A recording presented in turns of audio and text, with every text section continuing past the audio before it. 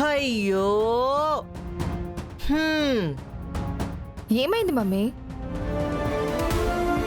ఈ అబ్బికి కూడు పెట్టేదానికి నేనుండాను, కానీ పాపం మన మిల్లులో పనిచేసే వర్కర్లకి తిండట్టా అమ్మి.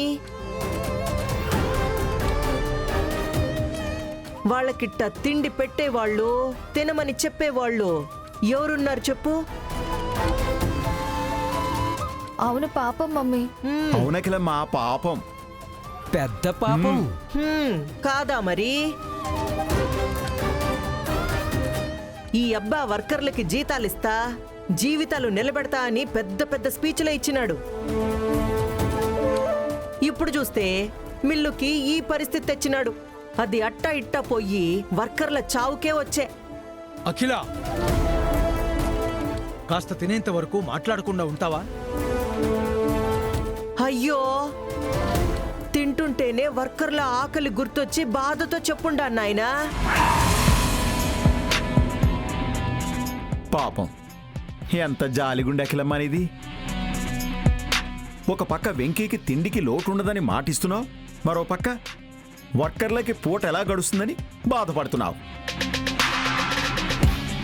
అవును బావుగారు, నాకు తప్పదు కదా మరి.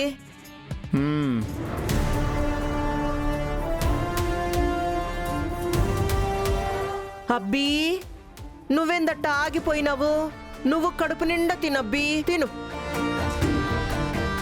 వర్కర్ల గురించి నేను బాధపడతానులే గాని నువ్వు మాత్రం బాగా తిను. నువ్వు తినడమే నాకు కావాలా? అఖిల, అయ్యో, ఏంది నాయనా నీ గోల? అఖిల అఖిల అంటో నేనేమన్నానని? తినమనే కదా చెప్తా ఉండాను.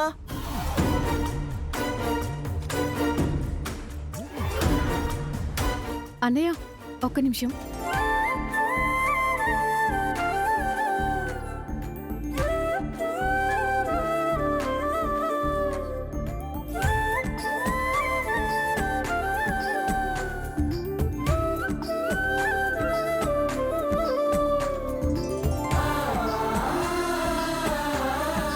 నీకిష్టమని అమ్మ నీకోసం రోటి పచ్చడి పంపించిందన్నయ్య.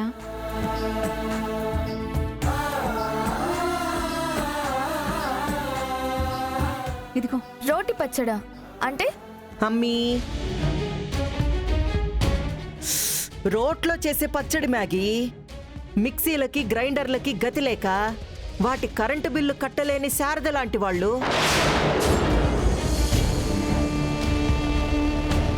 బండరోలు చక్కరోకలి పట్టుకుని ఇట్టాంటి పచ్చళ్ళు పొడులు వాటిల్లోనే నూరతా ఉంటారు. అప్పుడు దాన్ని రోటి పచ్చడి కాదు, పూర్ పీపుల్ పచ్చడి అనాలేమో.